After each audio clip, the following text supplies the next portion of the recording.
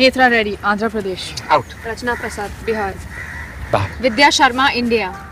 मुझे स्टेट्स के नाम ना सुनाई देते हैं ना दिखाई देते हैं, सिर्फ एक मुल्क का नाम सुनाई देता है, इंडिया। बादल पे पाँव है या झूठा गाँव है। पहली बार किसी गोरे को इंडिया का तिरंगा लहराते हुए देख रहा हूँ। मौला मेरे ले मेरी। दोस्तों, आज इस वीडियो में हम बात करने वाले हैं बॉलीवुड की एक इतनी अनकन्वेंशनल फिल्म के बारे में कि जब ये फिल्म अनाउंस हुई थी उस समय कई लोगों को ये लग रहा था कि यार ये फिल्म क्या ही चलेगी, क्योंकि उस समय ये एक नॉर्मल फिल्म तो बिल्कुल भी नहीं थी और एक नॉर्मल फिल्म के कंपैरिजन में इसमें बहुत सारी अलग चीजें रखी गई थीं। जैसे फिल्म के लीड हीरो थे शाहरुख खान, और शाहरुख खान के अपोजिट हमेशा से उनकी फिल्म में किसी न किसी खूबसूरत एक्ट्रेस को लिया जाता रहा है, लेकिन इसमें शाहरुख खान के अपोजिट कोई भी हीरोइन नहीं थी और न ही इसमें उनकी कोई प्रेम कहानी हमें देखने के लिए मिली थी।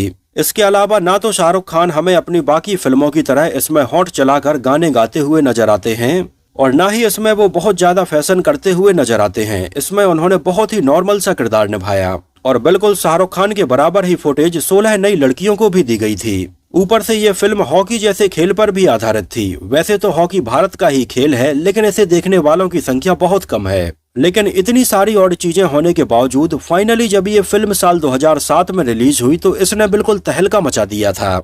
हम बात कर रहे हैं फिल्म चक दे इंडिया की, जो आज तक भारत में बनी कुछ बेहतरीन स्पोर्ट्स ड्रामा फिल्मों में गिनी जाती है।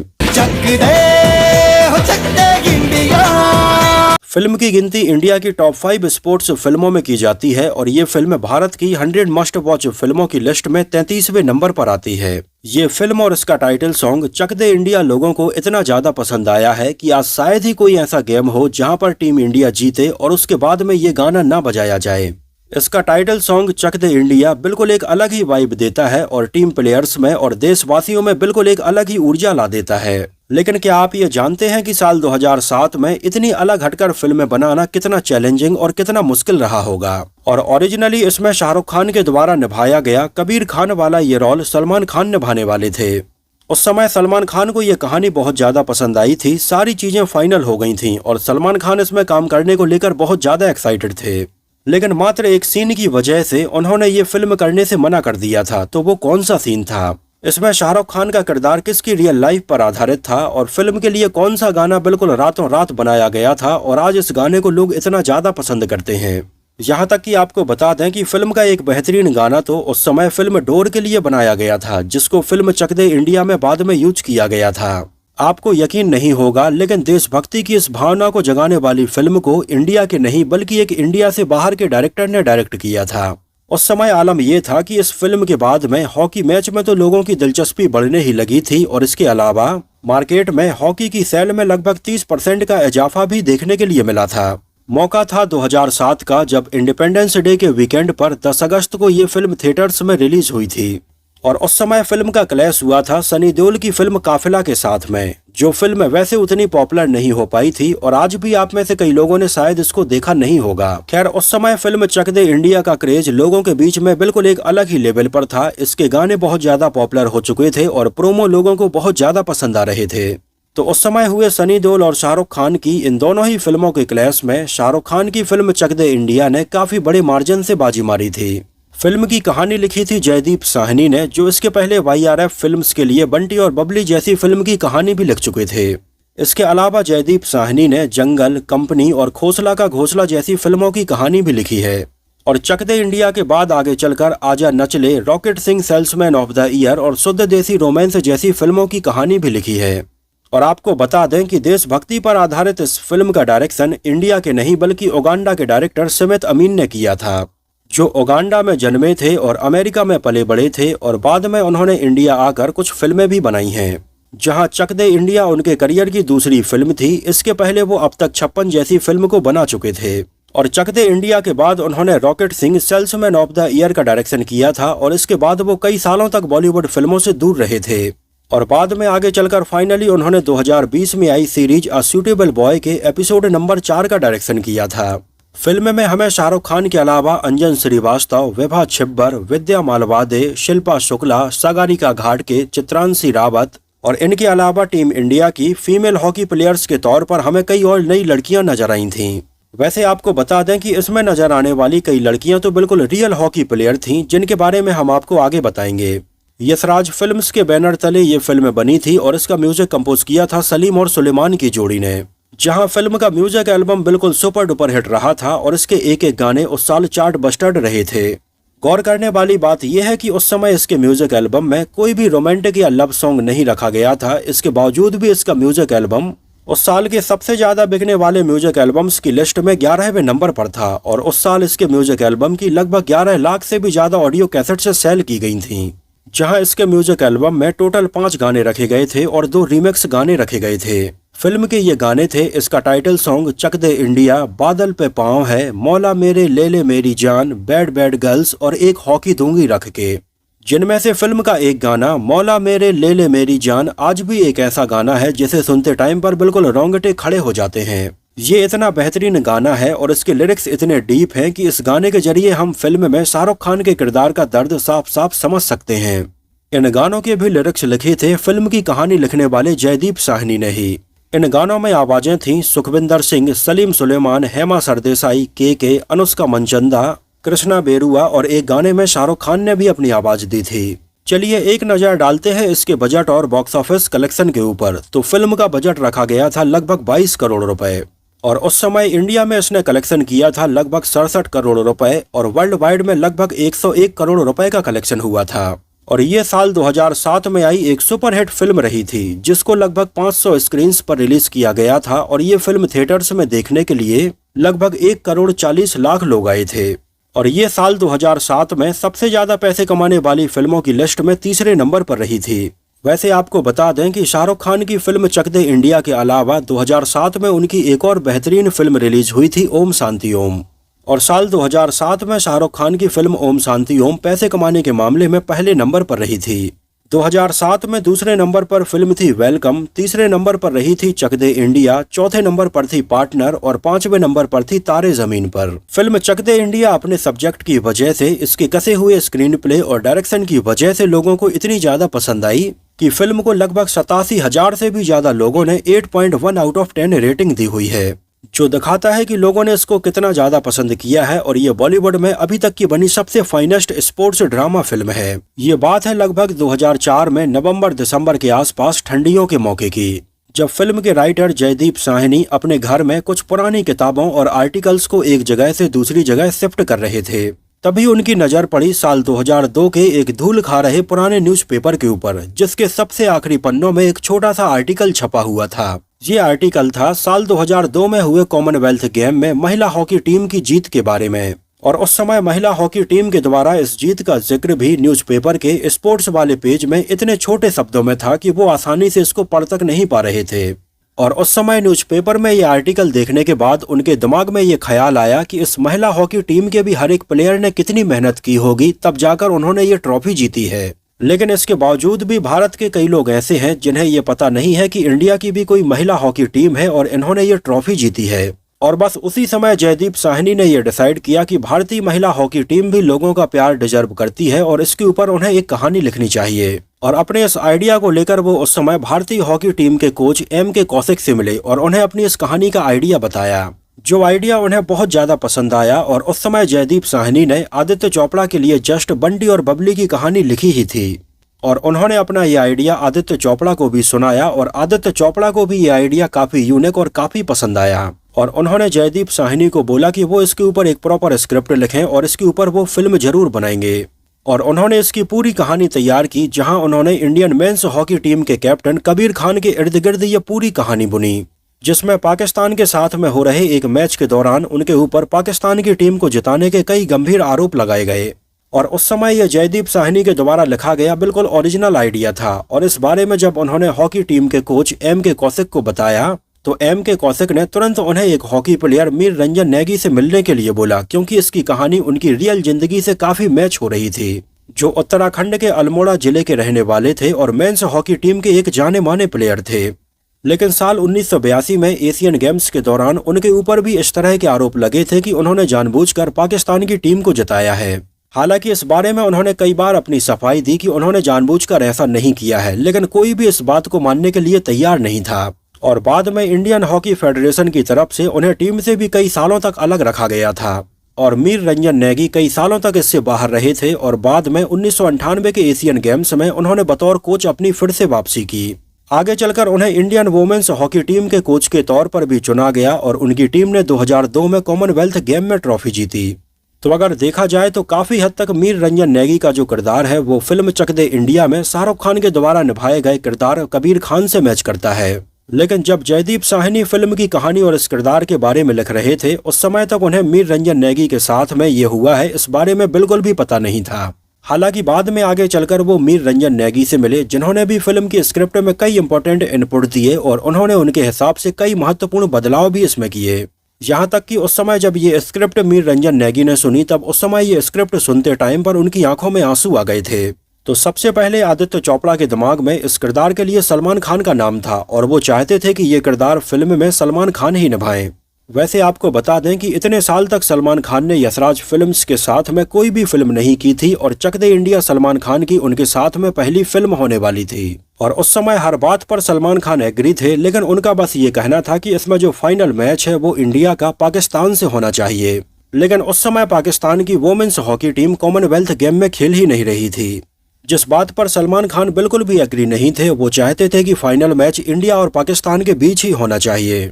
लेकिन उस समय ऐसा करने से फिल्म की स्क्रिप्ट रियलिटी से बहुत ज्यादा अलग हो जाती और जयदीप साहनी और आदित्य चोपड़ा इसमें ये बदलाव नहीं करना चाहते थे। हालांकि उस समय कई मीडिया रिपोर्ट्स की अगर माने तो कहा जाता है कि सलमान खान की पैसे को लेकर भी बात बिगड़ गई थी, जहां उस समय सलमान खान फिल्म के लिए काफी फीस की डिमांड कर रहे थे और YRF उन्हें उतनी फीस नहीं दे रहा था। खैर उस समय फिल्म चक दे इंडिया में तो ये साथ में काम नहीं कर पाए थे, लेकिन आगे चलकर 2012 में यशराज फिल्म्स की फिल्म एक सा टाइगर में सलमान खान पहली बार नजर आए थे और उस समय सलमान खान की फिल्म चक दे इंडिया छोड़ देने के बाद में एक समय अक्षय कुमार के नाम के ऊपर भी विचार किया गया। हालांकि आपको बता दें कि ये स्क्रिप्ट सलमान खान के रिजेक्ट कर देने के बाद अक्षय कुमार के पास जाने के पहले ये शाहरुख खान के पास ही गई थी। लेकिन उस समय शाहरुख खान अपनी कुछ आने वाली फिल्मों जैसे कभी अलविदा ना कहना और डॉन की शूटिंग में बिजी थे। हालांकि शाहरुख खान अपने कॉलेज के टाइम से हॉकी खेलते आ रहे थे और वो बिना शर्त इसमें काम करने के लिए तैयार होने वाले थे, लेकिन उस समय शाहरुख खान इसके लिए अपनी प्रॉपर डेट्स नहीं दे पा रहे थे और उनका ये कहना था कि 1 साल बाद वो फिल्म स्टार्ट कर सकते हैं। लेकिन उस समय आदित्य चोपड़ा ये फिल्म काफी जल्दी स्टार्ट करने वाले थे, इस वजह से ये स्क्रिप्ट बाद में अक्षय कुमार के पास भी गई थी और उस समय आदित्य चोपड़ा इसको लगभग 2005 में ही शुरू करने के विचार में थे। लेकिन हुआ ये कि फिल्म में महिला हॉकी प्लेयर के तौर पर इन लड़कियों को अलग अलग जगह से ढूंढने में लगभग 7 से 8 महीने का समय लग गया और उस समय फिल्म के लिए इन सारी लड़कियों को ढूंढने में 7 से 8 महीने का समय लगने के बाद शाहरुख खान भी अपनी डेट्स इसके लिए देने लगे थे और बाद में फाइनली शाहरुख खान ने ही इसमें काम किया, जहां इन सारी लड़कियों को बिल्कुल अलग अलग जगह से चुन चुनकर फिल्म के लिए सिलेक्ट किया गया था। लेकिन इन लड़कियों को सिलेक्ट करने के बाद में सबसे बड़ी प्रॉब्लम ये थी कि इनमें से कई लड़कियां तो एक्ट्रेस थीं, लेकिन उन्हें हॉकी खेलना बिल्कुल भी नहीं आती थी। तो वहीं दूसरी तरफ कई लड़कियां तो बहुत अच्छे से हॉकी खेलती थीं, लेकिन उन्हें एक्टिंग करनी नहीं आती थी और डायलॉग बोलने भी नहीं आते थे। तो इसके लिए बिल्कुल एक प्रॉपर वर्कशॉप रखी गई और 4 महीने की बिल्कुल स्ट्रिक्ट ट्रेनिंग इन्हें दी गई, जहां सुबह 4 बजे से उठना, स्ट्रिक्ट डाइट फॉलो करना, दौड़ने के लिए जाना और ग्राउंड पर लगभग 4 से 5 घंटे लगातार हॉकी खेलना। उस समय खुद मीर रंजन नेगी इन लड़कियों की ट्रेनिंग करवा रहे थे, जो वाकई में बहुत ही ज्यादा स्ट्रिक्ट थी। हालांकि आपको बता दें कि इसमें कोमल चौटाला का रोल निभाने वाली चित्रांशी रावत एक जानी मानी हॉकी प्लेयर पहले से ही थीं, जो बेसिकली उत्तराखंड की रहने वाली थीं, लेकिन उन्हें एक हॉकी मैच के दौरान फिल्म के मेकर्स ने जबलपुर में नोटिस किया था और उन्हें फिल्म के लिए बुलाया था। और उस समय चित्रांशी रावत की उम्र लगभग 15-16 साल ही थी और वो पूरी स्टार कास्ट में सबसे छोटी थीं। चक दे इंडिया उनकी पहली फिल्म थी। इसके बाद में आगे चलकर वो फैशन, लक और ये दूरियां जैसी फिल्मों में भी नजर आई हैं, लेकिन आज भी उन्हें फिल्म चक दे इंडिया में कोमल चौटाला के इस रोल के लिए ही याद किया जाता है। इसमें टीम के कैप्टन के तौर पर विद्या शर्मा नजर आई थीं, जिनका रियल नाम विद्या मालवादे है। वो बॉलीवुड की जानी मानी एक्ट्रेस स्मिता पाटिल की भतीजी हैं और कई मॉडलिंग एजेंसीज में वो इसके पहले काम कर चुकी थीं और एयर होस्टेस के तौर पर भी काम कर चुकी थीं। और चक दे इंडिया के पहले वो 2003 में आई फिल्म इंतहा में भी नजर आ चुकी थीं। आगे चलकर वो हमें 1920 इविल रिटर्न्स, यारा सीले सीले ऐसी कई फिल्मों में नजर आई हैं। इसके अलावा इसमें बिंदिया नायक के तौर पर बिहार की रहने वाली शिल्पा शुक्ला नजर आई थीं, जो इसके पहले कुछ मॉडलिंग एजेंसीज के लिए काम कर चुकी थीं और कुछ फिल्मों में भी नजर आ चुकी थीं, जिनमें खामोश पानी और हजारों ख्वाहिशें ऐसी जैसी फिल्में शामिल हैं। उनके रोल को भी फिल्म में काफी पसंद किया गया और आगे चलकर वो हमें 2013 में एक बहुत ही बोल्ड फिल्म BA पास में भी नजर आई थी, जिसमें उनके कई बोल्ड सीन शूट किए गए थे और आगे चलकर वो हिट द फर्स्ट केस, फर्रे और ऐसी कई और फिल्मों में नजर आई हैं। इसके अलावा प्रीति सबरवाल के रोल में सागरिका घाटगे इसमें नजर आई थी, जो नेशनल लेवल हॉकी प्लेयर रह चुकी हैं। चक दे इंडिया उनकी पहली फिल्म थी और आगे चलकर वो हमें फॉक्स, मिले ना मिले हम और रस जैसी कई फिल्मों में नजर आई हैं। इसमें अगर आपने नोटिस किया हो तो प्रीति सबरवाल का जो किरदार है, उनकी एंगेजमेंट इंडियन क्रिकेट टीम के कैप्टन से होती है, जो फिल्म में उनके हॉकी खेलने के बिल्कुल खिलाफ होता है। वैसे आपको बता दें कि रियल लाइफ में भी आगे चलकर सागरिका घाटगे ने जाने माने क्रिकेटर जहीर खान से 2017 में शादी की थी। इस तरह से इसमें बाकी और प्लेयर्स को भी देश के अलग अलग हिस्सों से लिया गया था। वैसे आपको बता दें कि एक्ट्रेस फ्रीडा पिंटो ने भी इसमें महिला हॉकी टीम के प्लेयर के तौर पर ऑडिशन दिया था, लेकिन उन्हें साइन नहीं किया गया था। शाहरुख खान अपने कॉलेज के टाइम में बहुत ज्यादा हॉकी खेला करते थे, इस वजह से उन्हें इसमें और ज्यादा दिलचस्पी थी। लेकिन जब शाहरुख खान ने फिल्म के लिए कई सालों बाद अपने हाथ में हॉकी स्टिक पकड़ी तो उन्हें इसके लिए बहुत ज्यादा मेहनत करनी पड़ी, क्योंकि वो ऑलमोस्ट हॉकी खेलना उस समय तक लगभग पूरी तरह से भूल चुके थे। लेकिन उन्होंने दोबारा से इसको सीखा और बेहतरीन तरीके से फिल्म में पोर्ट्रे किया। फिल्म के क्लाइमैक्स वाले मैच की शूटिंग ऑस्ट्रेलिया के मेलबर्न के एक स्टेडियम में की गई थी, लेकिन आपको बता दें कि यहाँ पर इस पूरे मैच की शूटिंग तब की गई थी जब यहाँ पर स्टेडियम में कोई भी मौजूद नहीं था। मतलब इस पूरे मैच को बिल्कुल खाली स्टेडियम में शूट किया गया था और ये ऑडियंस वाले रिएक्शन अलग से शूट किए गए थे, जहां फिल्म में ऑडियंस के रिएक्शन लेने के लिए लोगों को ये कह के बुलाया जाता था कि यहाँ पर इस स्टेडियम में शाहरुख खान आपके सामने परफॉर्म करने वाले हैं, जिन्हें देखने के लिए स्टेडियम में भर भर की ऑडियंस आती थी और उनको एंटरटेन करने के लिए शाहरुख खान अपनी फिल्म का डायलॉग सुनाते, कोई गाना सुनाते और जिस तरह का सीन उन्हें चाहिए होता था कि ताली बजाने वाला सीन है तो शाहरुख खान ताली बजाने का इशारा करते तो सारे लोग ताली बजाने लगते। तो इस तरह से कई दिनों में ऑडियंस के ये पूरे रिएक्शन लिए गए थे और बाद में फिल्म में इसको एडिट करके दिखाया गया था, जो देखते टाइम पर ऐसा लगता है कि मानो ये सारे लोग उस समय ये मैच देख ही रहे हैं, जबकि ये मैच बिल्कुल खाली स्टेडियम में खेला जा रहा था और ये ऑडियंस के रिएक्शन बिल्कुल अलग लिए गए थे। फिल्म के म्यूजिक कंपोजर सलीम सुलेमान ने बताया कि उन्होंने फिल्म के टाइटल सॉन्ग चक दे इंडिया के लगभग 8 वर्जन तैयार किए थे, जहां कुछ वर्जन सैड थे और कुछ वर्जन बिल्कुल नॉर्मल थे। लेकिन आदित्य चोपड़ा का ये कहना था कि उन्हें एक ऐसा गाना चाहिए है जो लोगों के अंदर बिल्कुल एक अलग ही उत्साह भर दे और लोग इस गाने को बहुत अच्छे से सेलिब्रेट करें। तो बाद में उनके द्वारा कंपोज किए गए अलग अलग वर्जन्स में से फाइनली चक दे इंडिया का ये वर्जन सेलेक्ट हुआ। इसके अलावा फिल्म का एक और बेहतरीन गाना था मौला मेरे ले ले मेरी जान। एक्चुअली पहले ये गाना फिल्म में रखा ही नहीं जाने वाला था। एक्चुअली उस समय सलीम सुलेमान ने ये गाना साल 2006 में आई नागेश कुकनूर की फिल्म डोर के लिए कंपोज किया था और उस समय फिल्म का ये गाना होने वाला था मौला मेरे टूटे ना ये डोर। लेकिन इस गाने की धुन थोड़ी सैड थी और नागेश कुकनूर चाहते थे कि फिल्म डोर में ये थोड़ी पॉजिटिव गाना रखा जाए। इस वजह से सलीम सुलेमान के द्वारा कंपोज किया गया ये गाना फिल्म डोर में नहीं रखा गया था। और बाद में चक दे इंडिया में जब यश चोपड़ा ने सलीम सुलेमान से बोला कि वो एक दर्द भरा गाना चाहते हैं तो उन्होंने इस गाने की धुन उन्हें सुनाई और बाद में फाइनली इस गाने के लिरिक्स लिखे गए और ये गाना बना मौला मेरे ले ले मेरी जान। और वाकई में जब ये गाना फिल्म की सिचुएशन में हमें सुनने के लिए मिलता है तो बिल्कुल एक अलग ही इमोशन जाग जाते हैं। उस समय जब ये फिल्म पूरी तरह से बनकर कंप्लीट हो गई और शाहरुख खान ने स्पेशल स्क्रीनिंग में जब ये फिल्म देखी तो उन्हें लगा कि शायद ये फिल्म लोगों को पसंद नहीं आएगी, जिस डर से शाहरुख खान इंडिया छोड़कर तुरंत दुबई चले गए थे। लेकिन बाद में जब ये फिल्म रिलीज हुई तो इसको क्रिटिक्स की तरफ से, ऑडियंस की तरफ से हर कहीं से बहुत ज्यादा पॉजिटिव रिस्पॉन्स मिल रहा था। और इस बात का जिक्र शाहरुख खान ने अपने एक इंटरव्यू में भी किया था, जहां पर उन्होंने बताया था कि उन्हें फिल्म से बहुत ज्यादा उम्मीदें थी ही नहीं। उस समय शाहरुख खान के द्वारा बोला गया 70 मिनट वाला डायलॉग बहुत ज्यादा पॉपुलर हुआ था और फिल्म के बाद इन सारी लड़कियों को चक दे गर्ल्स के नाम से जाना जाने लगा था। यहाँ तक कि आलम यह था कि उस समय नॉर्मल दुकानों में केवल क्रिकेट के बैट ही नजर आते थे। लेकिन इस फिल्म के बाद हॉकी की बिक्री में बहुत ज्यादा इजाफा हुआ और लगभग 30% तक इसका मार्केट बढ़ गया था और दुकानों में अब क्रिकेट के बैट के साथ में हॉकी भी अच्छी खासी सेल होने लगी थी। इंडिया के वर्ल्ड कप जीतने के बाद विराट कोहली भी स्टेडियम में लोगों के सामने चक दे इंडिया गाना गाते हुए नजर आए थे। हालांकि उस समय फिल्म चक दे इंडिया के इतने बड़े सक्सेस हो जाने के बाद में सलमान खान ने अपने एक इंटरव्यू में बोला था कि शायद वो फिल्म की स्क्रिप्ट नहीं समझ पाए थे और कहीं ना कहीं ये फिल्म छोड़ने के बारे में वो गलत थे और शाहरुख खान ने इस किरदार को बेहतरीन तरीके से निभाया है। उस समय फिल्म चक दे इंडिया को कई अवार्ड मिले थे, जहां बेस्ट पॉपुलर फिल्म का नेशनल अवार्ड भी इसे दिया गया था। इसके अलावा फिल्म फेयर अवार्ड की बात करें तो लगभग हर पॉपुलर कैटेगरी में चक दे इंडिया को नॉमिनेट किया गया था, जिनमें से उस समय इसको बेस्ट फिल्म क्रिटिक्स का अवार्ड मिला था। बेस्ट एक्टर के लिए शाहरुख खान को अवार्ड मिला था। इसके अलावा बेस्ट एक्शन के लिए रॉब मिलर को अवार्ड मिला था, जिन्होंने हॉकी के ये सारे मैच के शॉट डिजाइन किए थे। इसके अलावा इसको बेस्ट सिनेमेटोग्राफर और बेस्ट एडिटिंग जैसे अवार्ड भी मिले थे। वैसे फिल्म को मैंने कई बार देखा है और कई बार टीवी पर आते हुए भी देखा है, इस वजह से मुझे इसमें थोड़ी बहुत गलतियां भी नजर आई हैं। हालांकि ये गलतियां कोई बहुत बड़ी नहीं हैं और इतनी बड़ी फिल्म बनाते टाइम पर अक्सर ऐसी गलतियां हो ही जाती हैं। कोमल चौटाला का एक और सीन था जब कार की लाइट तोड़ने के बाद उसके पिता उसे बुलाते हैं और वो अपने माता पिता के पास जाती है। तो इस सीन में अगर आप नोटिस करेंगे तो बार बार उनकी माँ का दुपट्टा कभी उनके सिर के ऊपर तो कभी नीचे नजर आता है। इसके अलावा इसका एक और सीन था जहां पर कबीर खान अपने पूरे क्रू को विदाई लंच के लिए ले जाता है, जहां इनकी वहां पर कुछ लोगों से लड़ाई हो जाती है और एक लड़की बार में से ही एक लड़के को धक्का देती है, जो बाहर जाकर एक कार के शीशे के ऊपर गिरता है, जिससे कि कार की विंडशील्ड टूट जाती है। लेकिन बाद में एक लॉन्ग शॉट में हमें देखने के लिए मिलता है कि कार वहां पर सही सलामत खड़ी है।